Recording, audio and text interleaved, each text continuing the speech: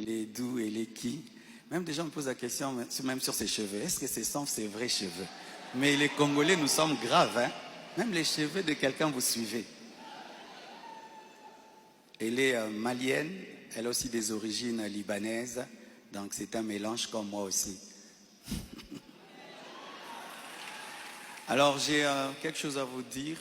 Alors pour ne pas aller de travers, j'ai préféré écrire afin d'être concis et d'être clair, parce que il est bon vraiment que je vous raconte comment on s'est rencontrés. Amen. Hein?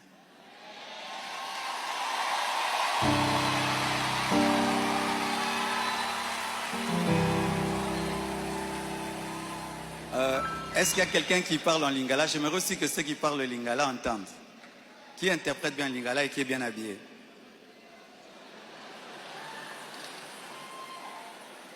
Ok, on va traduire pour ceux qui parlent en lingala un jour. Chers frères et sœurs, après le décès brusque de Maman Blanche, j'ai traversé l'une des saisons les plus sombres de ma vie. J'étais au bord de la dépression, même de l'AVC et même de la mort.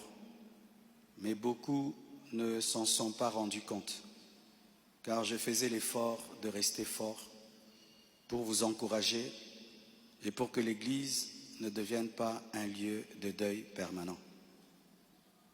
La solitude, les nombreux questionnements, la douleur de mes enfants, l'innocence de mon bébé, le poids du ministère, la gestion de mes affaires, de ma maison et même de moi-même, tout cela pesait terriblement sur mes épaules.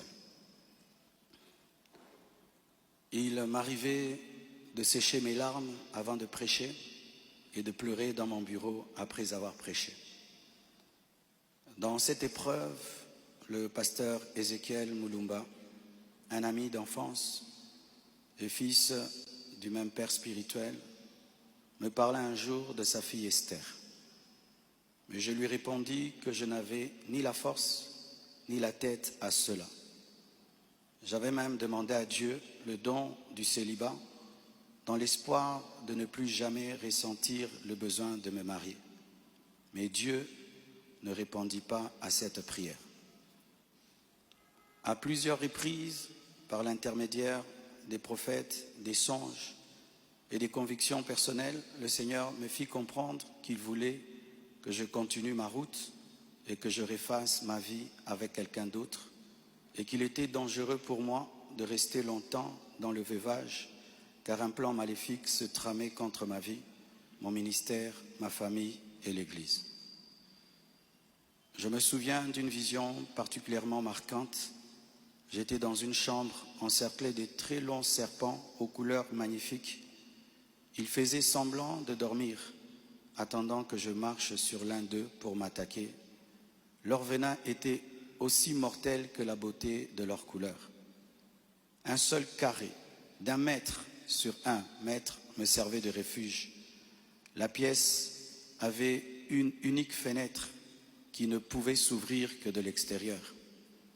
Et je voyais une servante de Dieu venir ouvrir la fenêtre afin que je puisse m'échapper. Dans cette agonie intérieure, le Seigneur me poussa à recontacter le prophète Ézéchiel, qui me donna le numéro d'Esther. Mais au début, elle ne répondait pas. J'en fis part au prophète qui lui transmit alors mon propre numéro. La première chose que je lui avais demandé, c'était de prier pour moi. Ensuite, nous avons commencé à échanger. Je lui ouvrais mon cœur, elle m'écoutait, me soutenait, priait avec moi, tout en continuant à remplir fidèlement ses responsabilités au travail, parce qu'elle était une responsable là où elle travaillait, et à l'église, elle était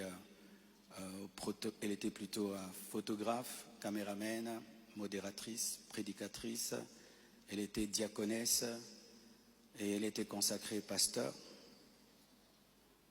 Et elle continue à remplir fidèlement ses responsabilités au travail à l'église, même très tard la nuit, quand j'avais des insomnies et malgré le décalage horaire de 5 et 6 heures.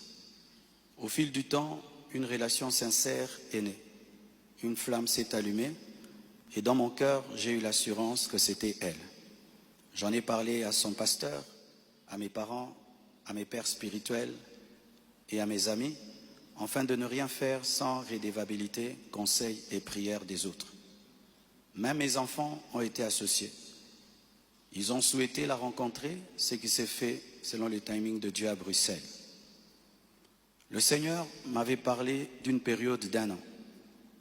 Il ne l'a pas dit qu'à moi, mais à d'autres, y compris certains d'entre vous. Plusieurs ont même reçu des détails précis la concernant, ce qui confirmait ma direction. C'est pourquoi le mariage a été célébré le mercredi 23 juillet en Belgique.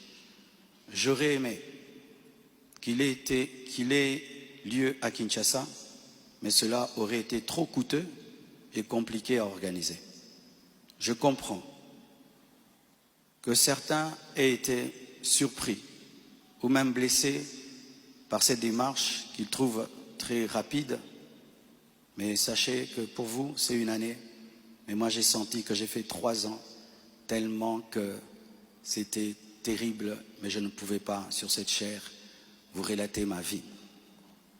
Si cela vous a offensé, je vous présente mes excuses les plus sincères, mais sachez ceci, le Seigneur s'est servi d'Esther pour que mes enfants, après avoir perdu leur mère, ne perdent pas leur père, pour que la compassion ait toujours un pasteur debout. Je l'aime profondément.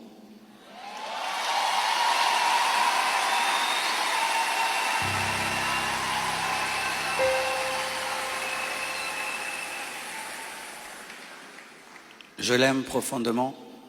Elle n'est pas venue pour effacer la mémoire de Maman Blanche, mais pour continuer l'œuvre, comme Élisée après Élie, avec humilité et soumission à Dieu.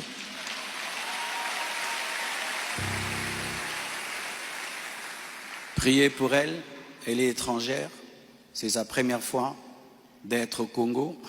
Elle a eu le baptême de 4 heures du temps d'embouteillage. Et aujourd'hui, Dieu a fait grâce, il fait froid. Je lui ai dit, tu sens le froid quand même? Elle a dit, mais c'est climatisé. Je dis, non, c'est le vent.